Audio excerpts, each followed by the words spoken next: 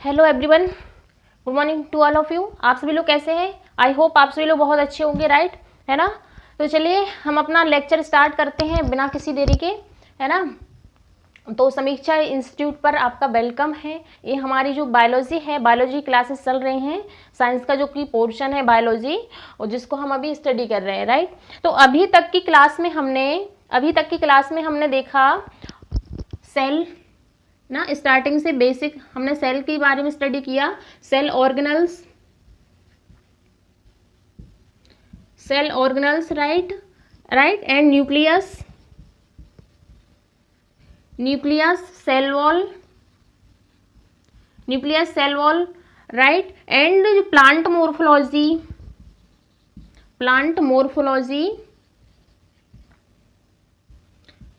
Morphology, right, जिसमें कि हमारा stem morphology, root morphology and leaf morphology, उसके बारे में हमने डिटेल में स्टडी किया है, राइट। ये हमारे लेक्चर सारे हो चुके हैं। एंड जो प्रोसेस होती है mitosis and meiosis division,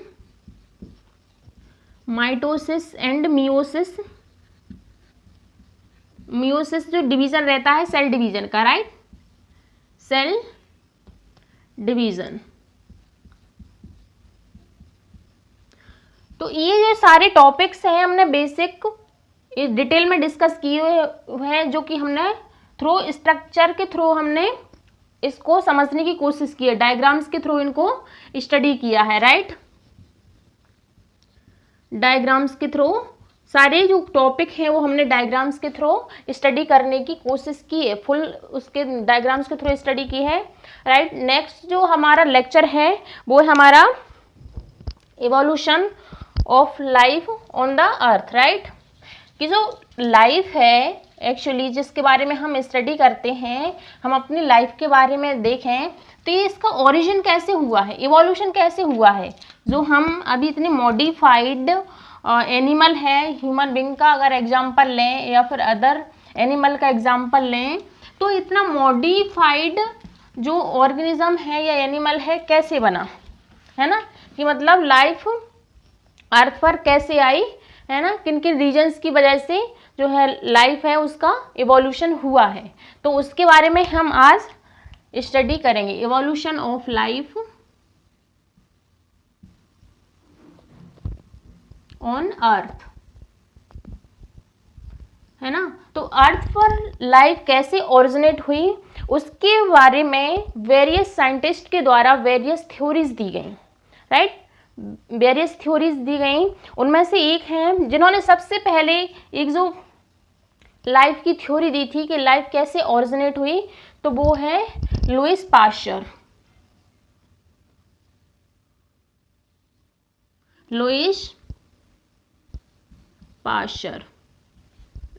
right, Louis Pasteur हैं जिन्होंने की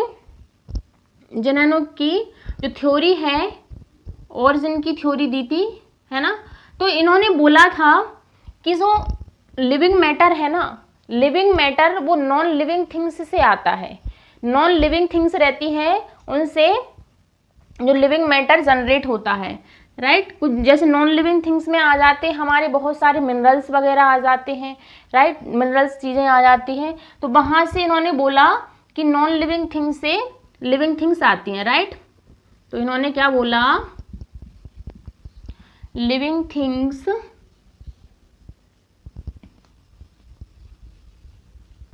originated from non-living, राइट, है ना। तो जो हम जैसे जो एनिमल हैं या छोटे छोटे एनिमल्स हैं, लिविंग थिंग्स हैं, वो नॉन लिविंग थिंग्स से जनरेट हुई है। नॉन लिविंग थिंग्स में आ जाता है जैसे कि हमारा कार्बोहाइड्रेट है, राइट। नॉन लिविंग थिंग्स में आता है हमारा कार्बोहाइड्रेट। ये कुछ ऐसी चीजें हैं जो कि नॉन लिविंग है, जैसे प्रोटीन है ना, कार्बोहाइड्रेट, प्रोटीन, फैट्स, मिनरल्स, तो इन्होंने क्या बोला कि जो हमारी बॉडी बनी हुई है, जो लिविंग थिंग्स की जो बॉडी बनी हुई है, वो कार्बोहाइड्रेट, प्रोटीन, फैट्स, मिनरल्स, इस तरीके के जो नॉन लिविंग मैटर है, नॉन लिविंग थिंग्स है, वहां से लिविंग थिंग्स बनती है, राइट। तो इन्होंने कुछ एक्सपेरिमेंट किए नॉन लिविंग थिंग्स को रख के, तो वहां से उन्होंने देखा कि कुछ दिनों बाद वहां पर लिविंग थिंग्स बन जाती है। जैसे कि अगर गेहूं अगर एक जगह रख दिए जाएं तो कुछ दिनों बाद देखा जाएगा उसमें कि हमें छोटे छोटे से उसमें कीड़े उसमें जनरेट हो जाते हैं, है ना, छोटे छोटे से हमें कीड़े उसमें दिखाई देने लगते हैं, है ना। तो वो कहाँ से आए, तो उन्होंने बोला कि कहीं ना कहीं वो जो मतलब गेहूं है, जो भी नॉन लिविंग जो रखा हुआ है, पार्टिकल रखे हुए हैं, मैटर रखा हुआ है, कहीं ना कहीं उसी से ये जनरेट हुए, है ना, उसी से ये जनरेट हुए, है ना। हम कई दिनों तक अगर आटे को रख दें तो वहां पर छोटे छोटे कीड़े जनरेट हो जाते हैं। तो वो कहाँ से आए, वो कहीं ना कहीं जो है नॉन लिविंग थिंग है, जैसे कि आटा है वो नॉन लिविंग थिंग है, तो वहां से जो कीड़े जनरेट हो गए वो लिविंग थिंग है। तो उन्होंने एजम्पशन दिया कि जो लिविंग थिंग्स हैं वो हमारे नॉन लिविंग थिंग से जनरेट होती है। मतलब जो लिविंग की जो बॉडी बनी हुई है वो carbohydrate, protein, fats, minerals and other जो नॉन लिविंग थिंग्स है उनसे मिलके बनी हुई है, वहीं से ये लिविंग थिंग्स है, वहां से ये जनरेट हुई है, राइट। तो ये थी हमारे जो लुईस पास्चर थे उनकी थ्योरी, राइट। लुईस पास्चर थे, उनकी थ्योरी थी ये, राइट। तो ये थे हमारे फर्स्ट साइंटिस्ट जिन्होंने ऐसा बोला था, राइट। देन नेक्स्ट है हमारे ओपेरन एंड हॉल्डेन। ओपेरन एंड हॉल्डेन ने थ्योरी दी थी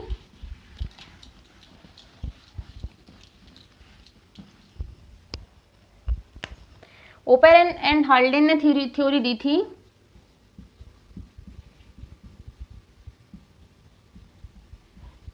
ओपेरन एंड हॉल्डेन थ्योरी। तो इस थ्योरी में उन्होंने बोला था कि कुछ फिजियोकेमिकल रिएक्शंस होती हैं, फिजियोकेमिकल रिएक्शंस रहती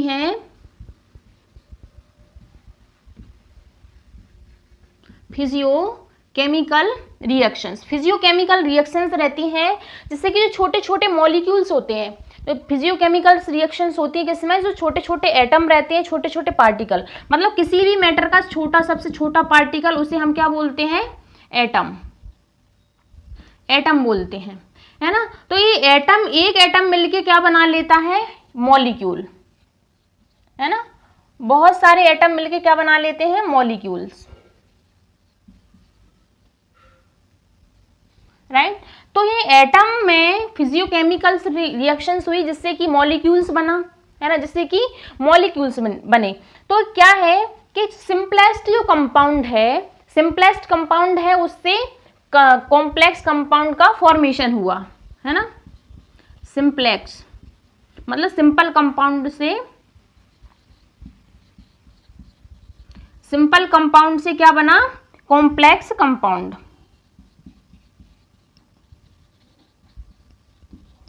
है ना। इस तरीके से स्टार्टिंग में जब रिएक्शंस हुई, एटम से मॉलिक्यूल्स बने, छोटे छोटे मॉलिक्यूल्स बने, देन उसके बाद जो कंपाउंड बने वो सिंपल कंपाउंड बने, सिंपल कंपाउंड के बाद कॉम्प्लेक्स कंपाउंड बने, है ना। कॉम्प्लेक्स मतलब कॉम्प्लिकेटेड, मतलब चीजें बन जाना, उसको हम बोल देते हैं कॉम्प्लेक्स कंपाउंड। तो इस तरीके से क्या है कि जो बॉडी है पहले वो एटम में थी, फिर मॉलिक्यूल्स में कन्वर्ट हुई, देन सिंपल कंपाउंड में कन्वर्ट हुई, फिजियोकेमिकल रिएक्शंस हुई, देन कॉम्प्लेक्स कंपाउंड में कन्वर्ट हुई। इस तरीके से क्या है कि जो चीजें हैं इनऑर्गेनिक सब्सटेंस से ऑर्गेनिक सब्सटेंसेस में चेंज हुई, राइट। इनऑर्गेनिक सब्सटेंस में आता है हमारा जैसे कि मिनरल्स आ जाते हैं, राइट, मिनरल्स आ जाते हैं। तो इस तरीके की चीजें हैं जो इनऑर्गेनिक रहती हैं, उससे ऑर्गेनिक कंपाउंड में चेंज हुई। जैसे कि ऑर्गेनिक में आ जाता है हमारा कार्बन, है ना, कार्बन आ जाता है। तो इनऑर्गेनिक से चीजें क्या है, ऑर्गेनिक में ट्रांसफर है, उस तरीके से ऑर्गेनिक कंपाउंड से क्या है, लिविंग थिंग जनरेट हुई, है ना। तो ये थी ओपेरन एंड हॉल्डेन की जो लाइफ की थ्योरी है, राइट। तो इस तरीके से कुछ एजम्पशंस हैं, कुछ थ्योरीज हैं जो कि लाइफ की ओरिजिनेशन को सपोर्ट करती हैं, राइट। देन नेक्स्ट थ्योरी है वो है लेमार्क की थ्योरी, है ना। लेमार्क की थ्योरी है, उन्होंने दिया था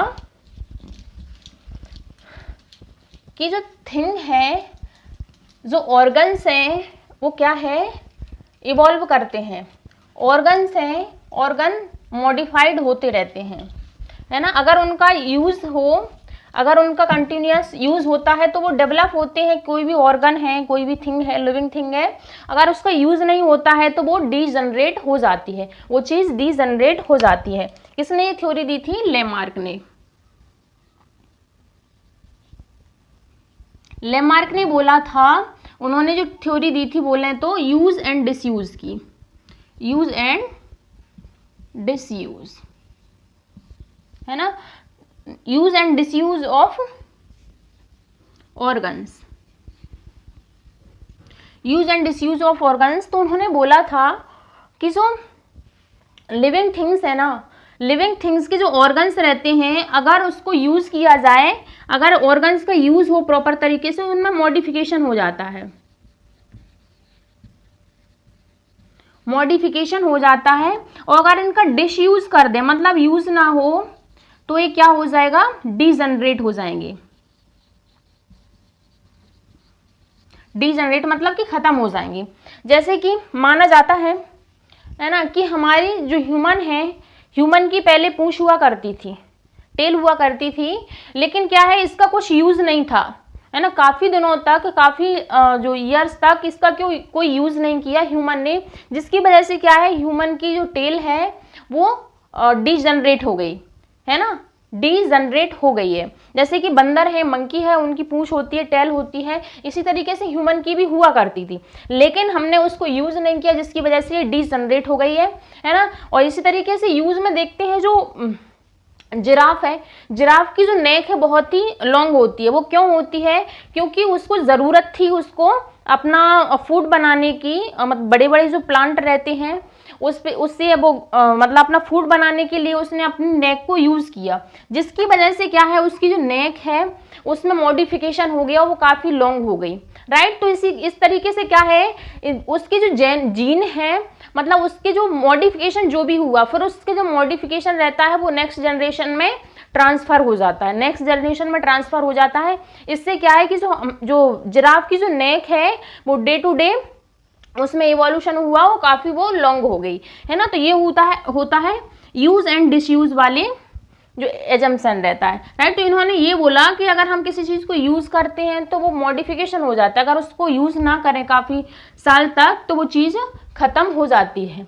जैसे कि स्नेक्स जो रहते हैं, सांप रहते हैं, उनके लिम्स रहते हैं, उनके पैर हुआ करते थे, लेकिन उसने यूज़ नहीं किया, स्नेक्स ने अपने जो लिम्स हैं पैरों को, तो वो क्या हो गए, अब उनमें जो लिम्स हैं वो ख़त्म हो गए, राइट, वो ख़त्म हो गए। इसका मतलब ये है कि अगर उन्होंने यूज़ नहीं किया है तो वो चीज़ धीरे धीरे क्या है, ख़त्म होने लगती है, राइट। इसलिए बोला जाता है कि जो भी चीज़ अपने पास है ना, उसे प्रॉपर तरीके से यूज़ करना चाहिए, अदरवाइज तो उसकी कोई वैल्यू नहीं रहती है, वो तो धीरे धीरे क्या है, वो ख़त्म होने लगती है। इसी तरीके से अगर हमारे पास माइंड है ना, माइंड है तो हमें बहुत ज़्यादा उसको यूज़ करना चाहिए, चीज़ों में, अलग अलग चीज़ों में यूज़ करना चाहिए, प्रॉपर डायरेक्शन में यूज़ करना चाहिए, जिससे कि उसकी जो शार्पनेस है वो बनी रहे, राइट, जिससे कि शार्पनेस है वो बनी रहे। अदरवाइज कि अगर हम उसको यूज़ नहीं करेंगे प्रॉपर डायरेक्शन में तो वो क्या होगा, हमारा माइंड भी क्या होता है, एक दिन काम करना बंद कर देता है, काम करना बंद कर देता है ना। तो इसी तरीके का इनमें भी देखा जाता है। देन उसके बाद आए डार्विन, है ना, आपने डार्विन का नाम सुना होगा, काफ़ी फेमस साइंटिस्ट हैं डार्विन, है ना। डार्विन ने थ्योरी दी, है ना, डार्विन ने भी थ्योरी दी थी, है ना, ओरिजिन ऑफ लाइफ पर। तो उन्होंने ये बोला था, डार्विन ने, सर्वाइवल ऑफ द फिटेस्ट, उन्होंने ये बोला था, बहुत ही शानदार इन्होंने थ्योरी दी डार्विन ने, कि सर्वाइवल ऑफ द फिटेस्ट। इसका मतलब ये है कि एनवायरनमेंट में सिर्फ वही एनिमल या वही ऑर्गेनिज्म एग्जिस्ट कर सकता है जो कि वहाँ की जो कंडीशन है, उस एनवायरनमेंट की कंडीशन है, उसके अकॉर्डिंग वो अपने आप को एडेप्ट कर सकता है, राइट। अगर किसी जगह डेजर्ट है, बहुत ज़्यादा गर्मी पड़ती है, बहुत ज़्यादा धूप पड़ती है, तो वहाँ पे ऐसा ही एनिमल वहाँ पे जिंदा रह सकता है जो कि उस गर्मी को, उस धूप को, उस लू को सहन कर सके, है ना। और पानी की वहाँ पे कमी है, तो पानी की कमी के बावजूद भी वहाँ पर रह सके, है ना। ऐसा ही प्लांट और एनिमल भी वहाँ पर सर्वाइव कर सकता है। तो इस तरीके की उन्होंने थ्योरी दी थी। अगर कोई बहुत ज़्यादा जो कोल्ड वाला इलाका है, कोल्ड एरियाज हैं, जैसे कि माउंटेन एरियाज हैं, है ना, जहाँ पे बर्फ जमी रहती है, तो वहाँ पर सिर्फ वही एनिमल्स और आदमी या फिर बोले कोई भी ऑर्गेनिज्म रह सकता है जो कि उस टेम्परेचर को, वहाँ की जो कंडीशन है एनवायरनमेंट की, उसमें वो ढल सके। अदरवाइज क्या होगा, धीरे धीरे वो खत्म होते जाएंगे, वो फिट नहीं होंगे। मतलब वो वही इंसान, वही ऑर्गेनिज्म, वही प्लांट किसी जगह पे रह सकता है जो उस कंडीशन में रहने लायक हो, उस कंडीशन में उसने अपने आप को मॉडिफाइड कर लिया हो, है ना। जैसे कि अगर किसी एग्जाम को हमें क्रैक करना है तो हमें जो भी उसका सिलेबस है उसके अकॉर्डिंग हमें पढ़ना पड़ेगा, उसकी सारी चीज़ों को हमें समझना पड़ेगा, तब जाके हम किसी एग्जाम को क्लियर कर पाएंगे। इसका मतलब हम उस सिलेबस में, उस पैटर्न के अकॉर्डिंग हम उसमें फिट हो रहे हैं, तभी हम उस एग्जाम को क्लियर कर पाएंगे। तो इसी तरीके का है कि जो थिंग्स हैं, जिस एनवायरनमेंट की, जहाँ पे जैसा एनवायरनमेंट है, अगर उसमें ढल पाते हैं तो वो जिंदा रहेंगे, अदरवाइज वहाँ से वो एक्सटिंक्ट हो जाएंगे, राइट। तो ये दिया था हमारे जो डार्विन है, उनकी ये थ्योरी थी, राइट। उसके बाद आया, है ना, दो थ्योरी को मिला के बनाई गई, है ना, जो मेंडल हैं। मेंडल थे, मेंडल्स के लॉ आपने पढ़े होंगे, है ना। मेंडल प्लस डार्विन ने जो डार्विन की जो थ्योरी है ना, मेंडल की थ्योरी प्लस डार्विन की थ्योरी को मिला के बोला जाता है इसे न्यू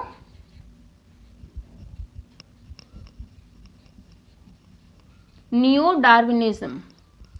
न्यू डार्विनिज्म में इन्होंने बोला कि जो पॉपुलेशन में चेंजेस आते हैं, जो हमें देखने को मिलते हैं पॉपुलेशन में, कि जो पहले थे जो पॉपुलेशन है वो थोड़ी झुक के चलते थे, ह्यूमन, है ना, लाइक एनिमल, लेकिन क्या हुआ, धीरे धीरे इसमें मॉडिफिकेशन होता गया, इसके स्ट्रक्चर में चेंजेस होते गए, है ना, इसका जो ब्रेन है, ब्रेन की कैपेसिटी में चेंजेस होते गए, बहुत सारी चीज़ों में चेंजेस हो जाते हैं पॉपुलेशन में।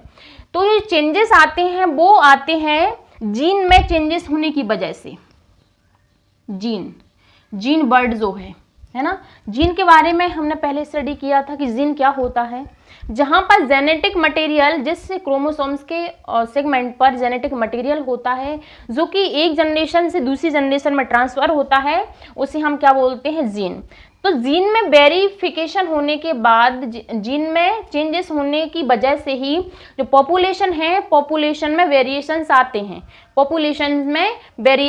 आते हैं। तो ये किसने बोला था, जो मेंडल एंड डार्विन की थ्योरी है, जिसको मिला के बोल दिया जाता है न्यू डार्विनिज्म।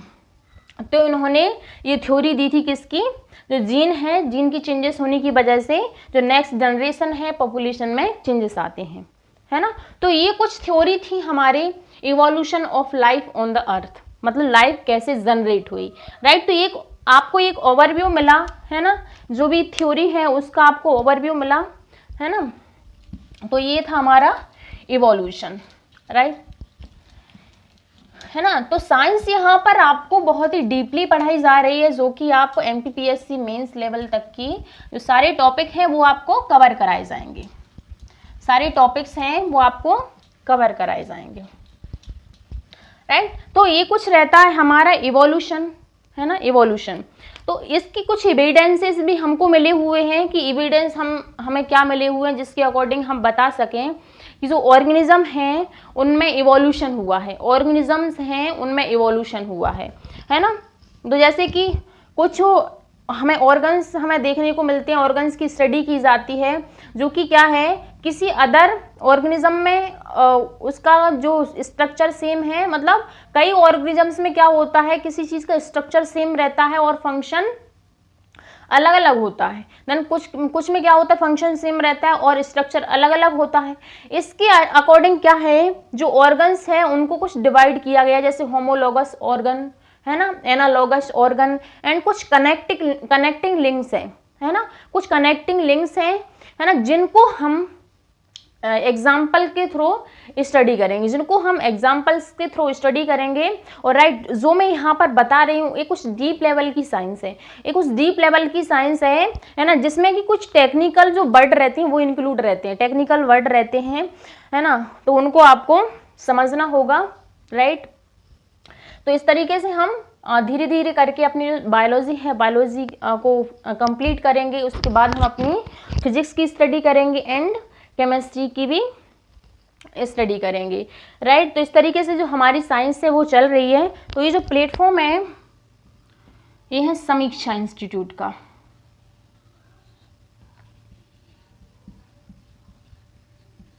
समीक्षा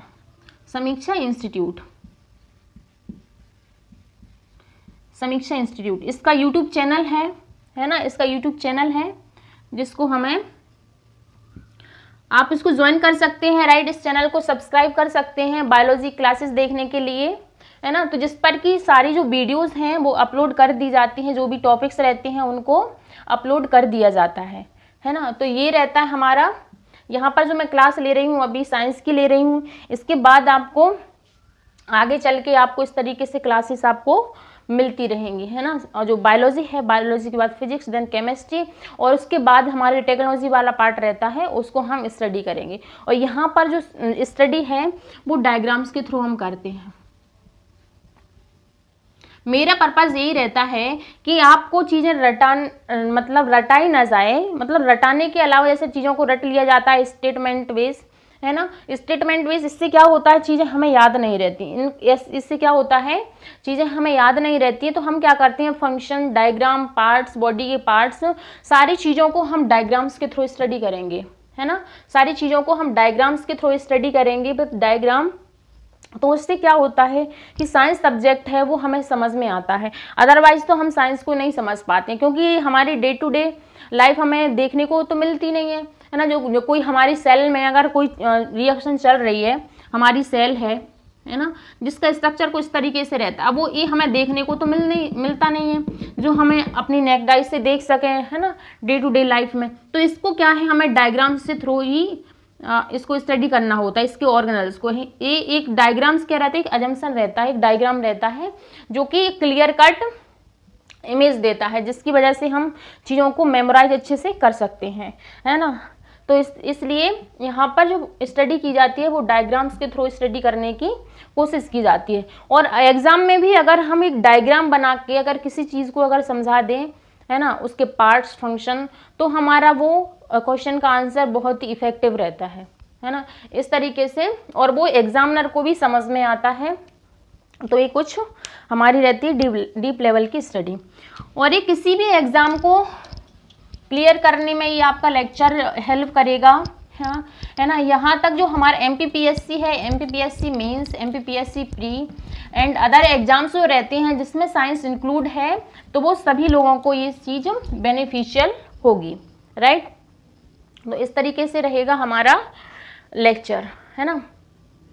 और यूट्यूब पर मेरा भी अपना खुद का चैनल है जिसका नाम है NCERT स्पेशल, जिस पर मैं साइंस कवर करा रही हूँ। एंड जो हमारी NCERT है, ज्योग्राफी NCERT, उसको भी टाइम पर लेक्चर लाने की कोशिश की जा रही है। 6th to 9th जो है NCERT है वो कंप्लीट हो गई है, और राइट कुछ चैप्टर्स बचे हुए 9th क्लास के NCERT के, और MP GK में हमारा पॉलिटी, ज्योग्राफी और जो इकोनॉमिक्स है ना, और हिस्ट्री का कुछ पार्ट हो गया है, वो कंप्लीट कराना है। इस तरीके से कुछ वीडियोस हमारी डली हुई हैं यूट्यूब पर, तो वो आप जाके उसको भी आप देख सकते हैं, राइट।